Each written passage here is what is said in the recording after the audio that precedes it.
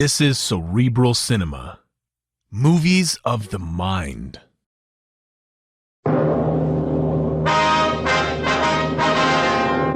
Sound off for Chesterfield. Chesterfield, first cigarette in America to give you premium quality in both regular and king size, brings you Dragnet.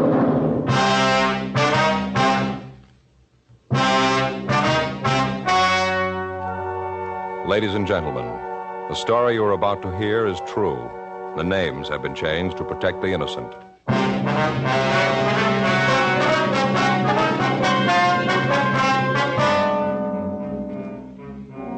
You're a detective sergeant. You're assigned a robbery detail. You've just rounded up a vicious gang of thieves. The heavy man is still at large. Your job? Get him. Hello, this is George Fenneman. I want to talk to you about the cigarette that's really on the move. The one everyone's talking about and trying. Chesterfield. First cigarette in America to give you premium quality in both regular and king size. Chesterfield king size is exactly the same quality and exactly the same blend of tobacco as Chesterfield regular size.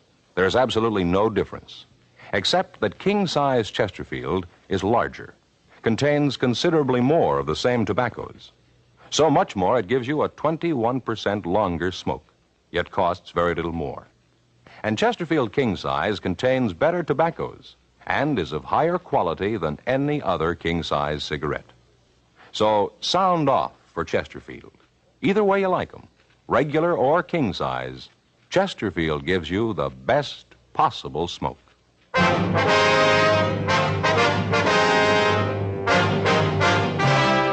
Dragnet, the documented drama of an actual crime. For the next 30 minutes, in cooperation with the Los Angeles Police Department, you will travel step by step on the side of the law through an actual case transcribed from official police files. From beginning to end, from crime to punishment, Dragnet is the story of your police force in action. It was Tuesday, March 6th. It was windy in Los Angeles. We were working the day watch out of robbery detail. My partner's Frank Smith. The boss is Captain Didion. My name's Friday. It was 2:46 p.m. when I got to room 27A. Robbery. Frank? Yeah, Joe. How about those subpoenas? Took them down to the warrant office. They're going to serve them. Oh, fine. All the follow-ups made, packages in order. That about wraps it up, doesn't it? Yeah, all but Bentley. Yeah, nothing from Mac yet. No, he said he'd call as soon as he heard anything. Yeah, no. Be happy when we get him, won't you? He's probably the worst of the lot. Yeah. Well, according to what Mac said, he's in real trouble now. Broke. None of his friends will have anything to do with him. We'll turn him. I don't think I'll ever understand a guy like Bentley. What makes a man want to beat somebody just for the sake of beating him? Figure that, we'll have it made. 32 robberies, and just about every one, Bentley's got to work over at least one of the victims. He's pretty vicious. Now we get him this time he's through. Probably knows it, too. When Mac blows the whistle, probably going to be rough to take. Yeah.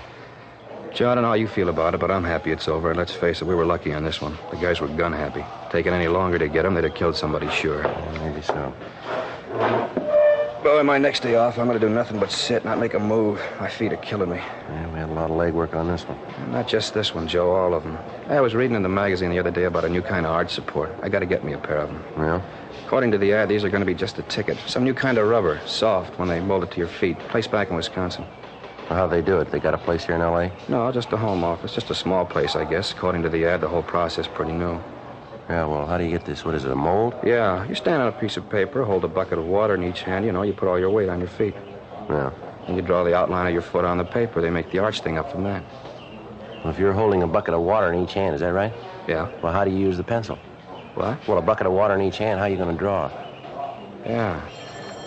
I'll get it. Robbery Friday. Oh, hi, F.A. Yeah, he's here. Oh, how are the kids?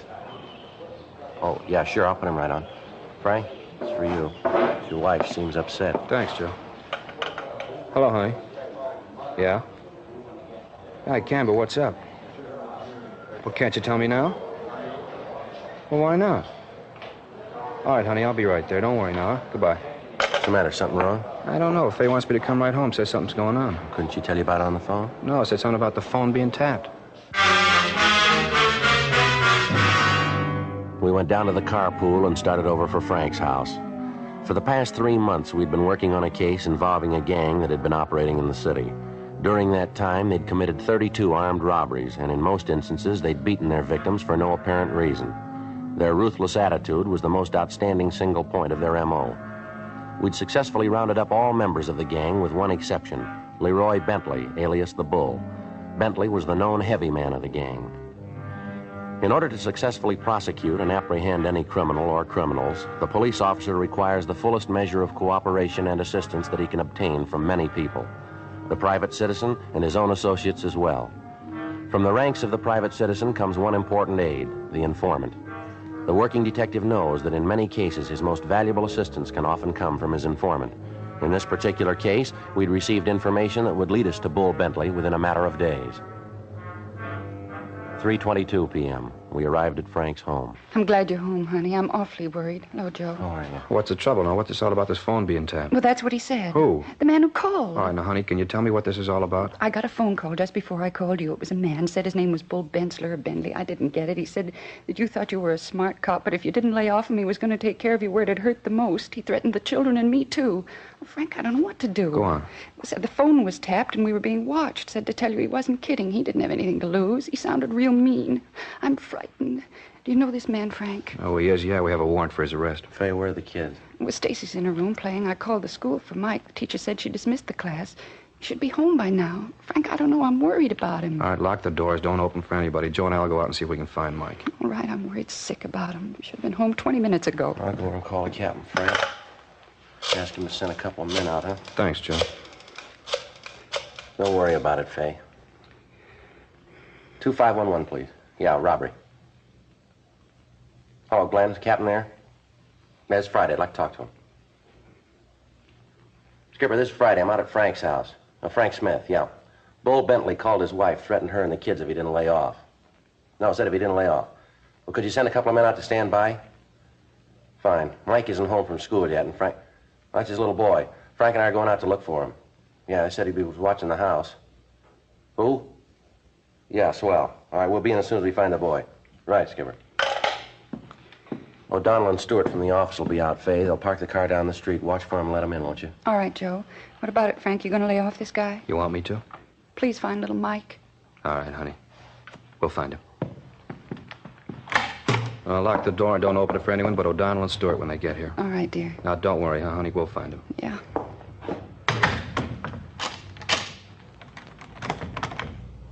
Let's go. Joe, what do you think? I don't know. Tell you one thing. Yeah? I'm scared.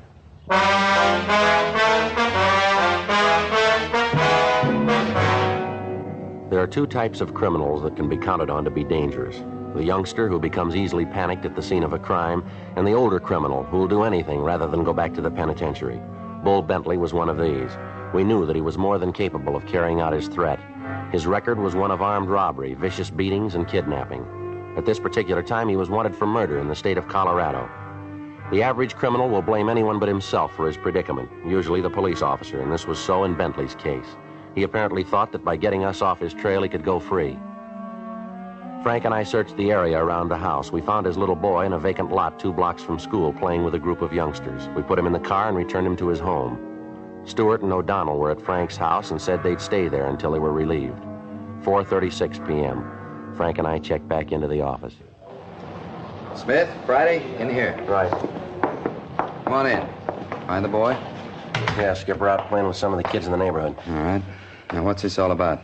Well, this bunch we just cleaned up? Yeah? Bull Bentley called Frank's wife and told her that if Frank didn't lay off of him, he was going to get to him through his family. What do you plan to do? Oh, no choice. Get him before he can do anything, I guess. Frank, Yes, Skip? you like to be taken off this assignment? No, it's a personal matter. It's up to you. Let's see that your house is covered when you're not home. You keeping the boy away from school? Yeah, Captain, till this thing's over. You got any ideas where you can pick Bentley up? Well, we've covered all the places he's known to hang out. Want any help? No, not right now. Just find him fast. Well, you know he's in town. Figure he's going to stay here? Well, we don't think he's got much choice. We figure he's broke, he's hot. None of his friends will take a chance on putting him up. He's going to need money. Better cover the bus depots, train depots, alert the airport detail. Get a couple of 100 mugs printed up on him, distribute them to the beat men and radio cars. Contact Captain Hamilton, the intelligence. He might be able to come up with something. Our informant said he could turn Bentley for us in a week. A week's a long time, Joe. I know. You've covered all his hangouts. All of them. Nobody's seen him in a couple of days. Just seemed to drop out of sight. Big town, a lot of people. Sometimes you don't realize how big till you start looking for one man. Yeah. Want to get in touch with the boys in the press room, give them the story, see if they'll carry Bull's picture. See Jack Ricketts, he'll put the picture on Suspects Wanted. We'll get started on it right now. You got a silent number, haven't you, Frank? Yeah, it's unlisted. How'd Bentley get it? It had to come from somewhere. Joe and I were talking about that. You know pretty much who we give the numbers out to. About the only one we can figure that'd be in a position to give it to Bentley is Harry McLeod. Your informant? Yeah. How long since you've heard from this McLeod? A couple of days. Figure maybe he'd cross you, throw in with Bentley? Well, it's possible. I don't think so, though. He's leveled with us so far. Number had to come from someplace. Yeah, well, it sure makes it look like McLeod, doesn't it? I don't think Mac would give the number away on his own. Bull could get it. We got 32 people to prove it. Well, we better get on this thing. Come on, Frank. Right. Check you later, Skipper. Joe, I don't know what I'm going to do. Well, don't worry. We'll get to him. No, I mean, this two-bit thief calling Faye, threatening her. Try to take it easy. I know how you feel. Why me, Joe? Bull Bentley's brushed up against 100 different cops in his day. Why me? Law of averages, I guess. You were handy. I knew just what to do. Well, Skipper gave you a choice. If you'd like to go home, nobody'd blame you. You don't know what it is, Joe. You don't have a family. Something like this can split you in two. Half of you wants to be on the job. The other half is pulling you toward home. Joe, if that cheap punk steps to my front porch, I'm going to lean on him hard. Now, look, Frank, this isn't going to get us anyplace. Let's get over to the photo lab and get this thing moving, huh? I could just figure it. 4,000 guys in the department, and Bentley has to pick me. Joe, why me? All right, look, Frank. I could try to spell it for you 100 ways, and we still wouldn't come out with any kind of a total. I know what you must be going through, and I'm sorry it's got to be you. I'm sorry it has to be any cop. You're right about me not having a family, but it's squeezing me just as hard as it is you. You and I both knew when we filled out those application blanks what we were taking on. It's the job, Frank. Maybe I never told you before, or maybe you've been through this too, I don't know. There isn't a day goes by that I'm on the job here that I don't run into something that breaks my heart. Why did Ed Wilson have to get shot down when he and his partner tried to take that guy out of that rooming house over on 8th Street? Why did Olson and his partner have to end up in the P&F ward last week? Why do you have to run the gamut of every human emotion and class of people on Earth? Poor or rich, it's all the same. Somebody picks up a gun to knock over the corner gas station, everything hangs in the balance. The minute that thief slips a cartridge into his gun, the gas station attendant, his family, his kids, and every relative he's got slides right onto the short end. Everybody seems to think that wherever crime is concerned, they never get any closer to it than the front page of the morning paper. I know you know this, Frank. For every attempted crime, God only knows how many innocent people are thrown into the balance even before the crime's been committed. That's the way it is, Frank. I'm not trying to tell you anything you don't know, but the minute you passed that exam, you had to make book that something like this could contaminate you just as surely as if you weren't a cop. I guess it's almost a legacy. Nobody's found a vaccine for crime. Nobody's immune. And it's worse with you and me because we know better than to think we can't be touched. We know we can. We invite it every time we roll on a call, every time we pick somebody up, every time a guy gets out of line. It's the job, Frank. I didn't mean to give you an academy lecture, but if it's any comfort, I'm with you. I know just how you feel, and so do 4,000 other guys right down here. Yeah. I guess maybe we better get moving, huh? Yeah, come on. We took the mugshot of Bentley to the photo lab and asked them to run off 200 copies. We checked with the reporters in the press room, and they promised us full cooperation. Jack Ricketts told us that he'd put the picture on the air the next day. Frank called home and found that there'd been no further calls from Bentley. 6:17 p.m. We started to look for Harry McLeod, our informant. We checked his hotel, but the clerk told us he hadn't been in all afternoon. We started checking his known hangouts. In fear of burning McLeod, we were unable to ask for him by name, which made it necessary for us to canvass each individual place. 9:28 p.m. We located McLeod in a small bar that was known to be frequented by thieves. We walked over to the bar and sat down next to him. We ordered a drink. At the first opportunity, without arousing suspicion, we told McLeod we wanted to talk to him and that we'd meet him down the street, 2 blocks west. We left the bar, got in the car, and drove to the meeting place. 20 minutes later, McLeod arrived, got in the back seat, and we drove away. Want to get the radio, Joe? Yeah. What's the matter with you guys? I told you I'd get in touch with you and I had something for you. You trying to get me Now, burned? take it easy, Mac. Just a couple of things we want to know. Well, I'm on your side. You guys know that. I've always leveled with you, haven't I? Yeah. Well, then what's this bit? You walk into that joint, you know what goes on in there, and you pull me out. Good chance somebody could have seen you, you know. Yeah, we know, Mac. Have you seen Bentley? No, I told you I'd let you know when I turned him. Now, don't snow us, Mac. This is important. Have you seen him? If I saw him, I'd have called you. You know that, don't you? I'd have called you guys. I told you once I'd finger him for you. I haven't called. I haven't seen him. It's that simple. What's the big rush about getting Bentley, anyway? He ain't going no Now, place. look, Mac, we got a personal interest in this thing. This isn't just robbery. Bull's been calling Frank's wife, saying he was going to kill her and the kids. You know he'd do it. Now, how about it? I didn't know it was like that. Bull's mean enough to do it, Well, that's too. how it is. Now, I'll ask you once more. Have you seen him? Yeah. When? Day before yesterday, Sunday morning. Saw him down Marty's. How come you didn't call us? I couldn't, honest, I couldn't. He came in and asked me for some dough. I told him I didn't have any. I tried to stall him till I could get to a phone. Yeah? Didn't work. He wouldn't wait. Got mad when I couldn't help him out. You say anything about a meet? Just said he'd get in touch with me. Yeah. He was real sore when I couldn't let him have any dough, but I told him, I said, look, Bull, you know I want to help, but I just haven't got it. That's what I said. Yeah? Wasn't kidding either. Things been pretty rough. Say, you guys couldn't see your way clear, could you? Sawbuck to tide me over, huh? No, you got me at the wrong time, Mac. I'm tapped. How about you, Smith? Well, if you gotta have it, I got $10 I've been saving for a pair of shoes. Yeah, I sure appreciate it. You guys know that. Yeah, we know. You got any idea how Bull might have gotten Frank's home phone? No, not the slightest. You sure you didn't give it to him? Joe, you've known me for a lot of years. Would I do a thing like that after the way you guys treated me? Well, that's what we're trying to find out, Mac. I should get a little insulted at that. You guys figuring out about Oh, now me. come off it, Mac. Did you give him the number? No, I swear to you I didn't. All right. You got any ideas where Bull might be hiding? Not in particular. Check usual places? Yeah, we looked through them all. And you know as much as I do. He did say he looked me up in a couple of days. You say where he was going when he left you? No, just walked out of Marty's. I saw a friend of his yesterday, though. Yeah. Guy said he'd seen Bull Sunday night. Say what he wanted? Money. Said he'd try to tap him for some dough to get out of town. His friend help him? He didn't give him any money. He gave him something else, though. Yeah. He gave him a gun.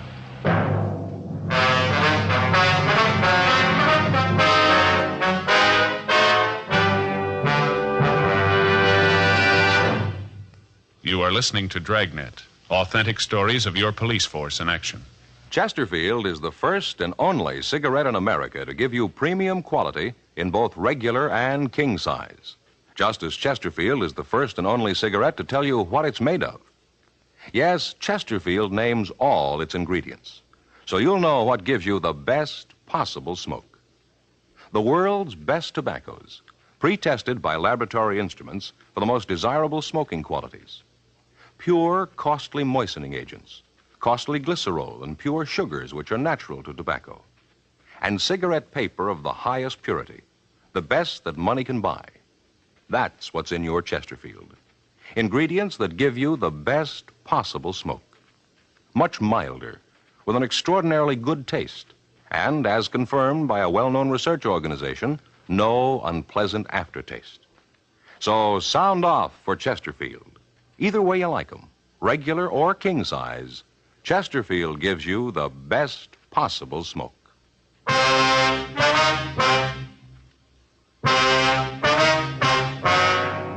Before we left Mac, he furnished us with the name of the man who'd given the gun to Bull Bentley. We recognized the name Dave Slater as a small-time hoodlum who'd do anything to make $1 as long as he himself was reasonably safe in doing it. Mac told us of several places where we might find him. The most likely place was a pool room on North Main Street. Slater had numerous arrests, most of them for being drunk and for acting as a lookout for gambling games. He was a type of thief that can be found in every large city, always on the fringe of criminal operations, but never directly involved in the crime itself. We checked several of the places Mac told us about, but we couldn't come up with Slater. We checked the pool room. The manager was evasive and at first appeared reluctant to talk. We informed him that we knew Slater would be back and that we'd wait for him. The manager asked us to come to the back room with him. He told us that Slater had said that he was going down to the all-night hamburger stand on the corner to get something to eat. We found Slater sitting at the counter. Call this thing a hamburger, all I can see is a bun. I'd be ashamed to sell a thing like this lousy deal, 35 cents for nothing. Slater? Yeah, well, something you want? Police officer Slater, we want to talk to you. What about? Bull Bentley. Bentley? Never heard of. We got information you do know him pretty well. Yeah?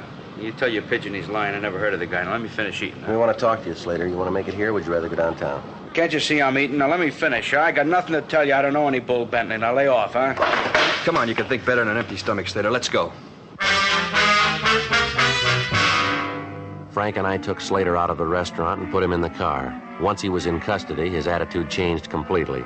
He said he wanted to help us, but that he didn't know Bull Bentley. 10:44. We got back to the city hall. I want to stop by the office, Joe. Call home. All right, I'll be in the interrogation room. You tell us, Skipper. Yeah. In here, Slater. Yeah. Sit down. Sure.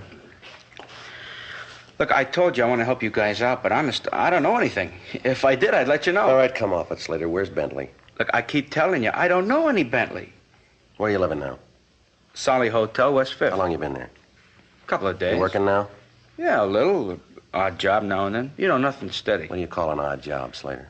Oh, you know, sweep out the pool room, rack the balls for him. Yeah, sure. Now, look, we've known you for 8 years. You never worked a day in that time.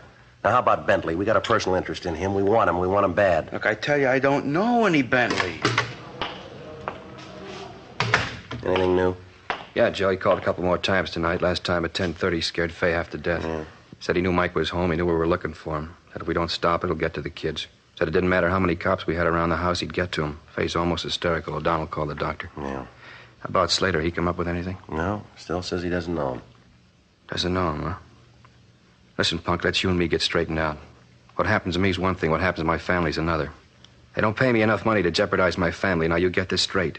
When punks like you and your trigger-happy friends can threaten my family, then something's got to give, and it's not going to be me. Yeah, but I told you. Look, wipe that silly grin off your face, Slater. You feel nice and safe there, don't you? You know, as long as you're in custody, we got to take care of you. Well, maybe you'd like to know that if I have to, I'll take this badge off and walk up one side of you and down the other. Now, I want to know where Bentley is, and I want to know now. We're not stumbling around in the dark. We know you gave him a gun. Let me tell you this, mister. Mark it down. If anything happens to my wife or my kids, you can't run fast enough to get away, because I'll nail you hard. All right, Frank. He's getting pretty tough, isn't he? Just telling you how you stand. Now, come on. Where's Bentley? I told you, I don't know Bentley. All right. Let's get everything out of your pockets. Get it on the table. Well, there's nothing much. Here, change, keys, and a nail file, address book, my handkerchief, comb, wallet, cigarettes, and matches. That's all. You want to shake him down, Frank? Yeah. I told you that's all. Now, what are you looking for? Now, push your luck, Slater. It's clean, Joe. How much money you got in your wallet? I don't know, double sawbuck, maybe? It's a funny thing. You guys never work, but you always got money. All right, take the money out and count it, Slater. Why? What's that going to prove? Take it out and count it. All right. 10, 20, 25, 26, 27, 37, another 5. $42. I didn't know I had that much. All right. Put the money in your pocket. That all the money in your wallet? Yeah, that's it. Let's see the wallet. Here. There's nothing in it. A couple of cards, that's all. Yeah. Let's see here. A couple of pawn tickets. Picture. Who's the girl? Babe, I met in Dago. You don't know her. She's not in the rackets. Married now. I haven't seen her in a year. Then why are you carrying her picture? Always kind of liked her. She had class. Real nice broad. You said you didn't know Bull Bentley? That's what I said. How about Leroy Bentley? Nah. You know anybody at all named Bentley? Look, I told you I don't know any Bentley. How many times do I have to tell you? You know anybody by the name of Bull? I don't know anybody named Bull. I don't know anybody named Bentley. Yeah. Take a look, Joe. Now, maybe you can explain this then. Yeah, what's that? Bar tab in your wallet. His name Bull written on it. How about it, Slater? Who's Bull? I don't remember that. Probably something I picked up a long time ago. I don't remember it. Tab's dated March 4th, day before yesterday. Your memory must be getting pretty bad, huh? I got nothing to say. Well, Frank, you want to check the business office and see who this number is listed to? Yeah, Joe, right away. All right, fine. I'm going to tell you something, boy. This is a rotten deal. The law protects people like you. You're lying. We know it, and you know it, too. You know Bentley. You know where he is. What's more, we know you gave him a gun Sunday night, the same date on that tab. I'll tell you what we're going to do, Slater. You're a real wise guy. You talk fast. We're going to get Bull. Maybe not tonight, maybe not tomorrow, but we'll get him. And when we do, we're going to tell him that you blew the whistle on him. We're going to put him in the same cell with you. I'd like to hear you talk your way out of that. You wouldn't do that. Don't make book on it. Look, he's a mean guy. He'll kill me. Thought you didn't know him. All right, so I know him. But you wouldn't do that, would you? Put me in with him? Where is he, Slater? You going to tell him I turned him in? We're making no deals. Where is he? I don't know where he is now. You know where he'll be? Yeah, I was supposed to meet him there tonight at the bar down on West 7th. He's got a friend works there, feeds him. He'll be there tonight, huh? Yeah, I said if I meet him, he'd pay me for the gun, $75. What kind of gun is it? A 38. A good one, too. Worth more than $75, but I needed the money. Where'd you get the gun?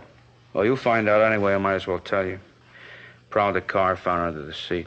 I found out later it belonged to a guy in the vice squad. Probably real sore about it.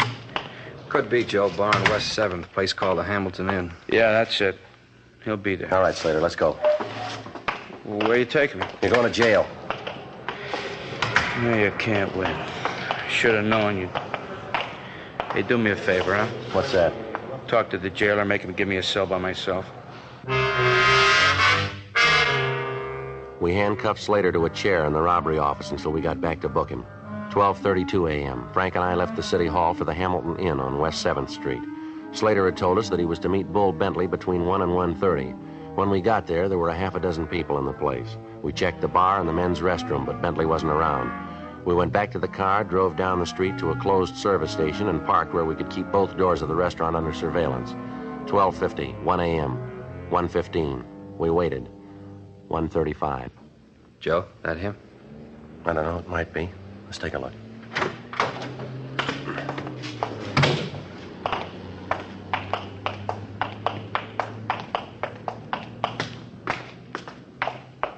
All right, you want to take the side door? I'll try the front. Right. All right.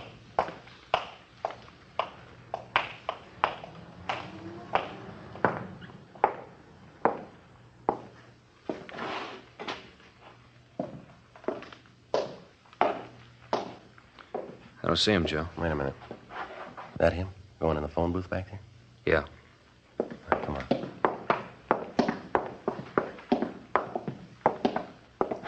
I'll get him. Bentley. Yeah? Watch it, Joe! Yeah.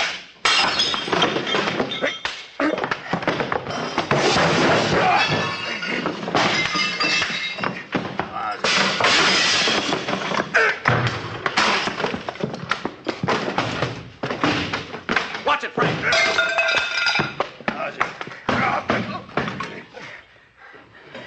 All right, Frank. I'll shake him down. Who told you? Who blew the whistle? That bum McLeod, it was him. He was the only one who knew. He give you my telephone number? Yeah, he did. And he runs to you and cops out. Should have known better. I give him $20 for it. Well, that figures. What do you mean? We gave him 10 not to.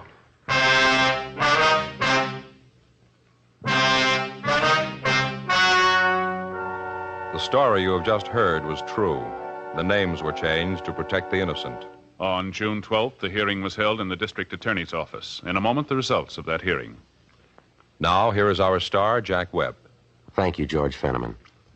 Friends, I'd like to talk to you about something that's important to every one of you. Now, for the first time, you can get a premium quality cigarette in either regular or king size. Of course, that's Chesterfield. Both regular and king size Chesterfields are made of the proven ingredients that give you the best possible smoke. Both are much milder, with an extraordinarily good taste and no unpleasant aftertaste. Yes, there's no difference between the two, except king-size Chesterfield is larger, contains so much more of the same tobaccos, it gives you a 21% longer smoke, yet it costs very little more. So remember, either way you like them, regular or king-size, Chesterfield gives you the best possible smoke.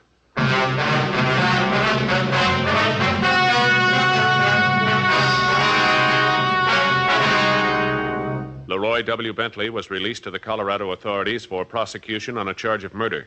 A hold was placed on him for the state of California in the event he is paroled. He was convicted and is now serving a life sentence in the Colorado State Penitentiary without possibility of parole.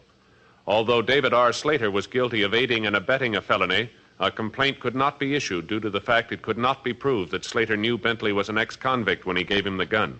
He was filed on for petty theft in Division 7. He pled guilty and was sentenced to 90 days in the county jail.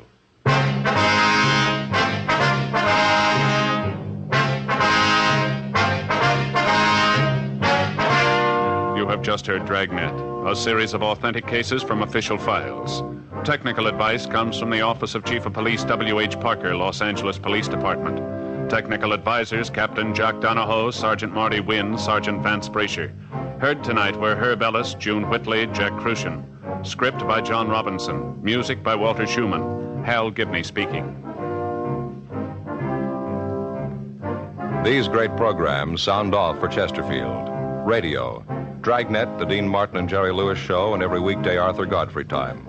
On television, Dragnet, Gangbusters, Arthur Godfrey and his friends, and the Perry Como Show. Tomorrow, you'll want to sound off for Chesterfield, because either way you like 'em, regular or king size, Chesterfield gives you the best possible smoke. Chesterfield has brought you Dragnet, transcribed from Los Angeles.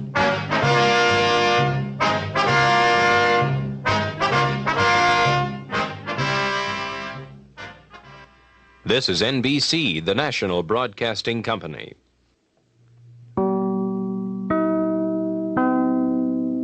Cerebral Cinema hopes you have enjoyed this movie of the mind.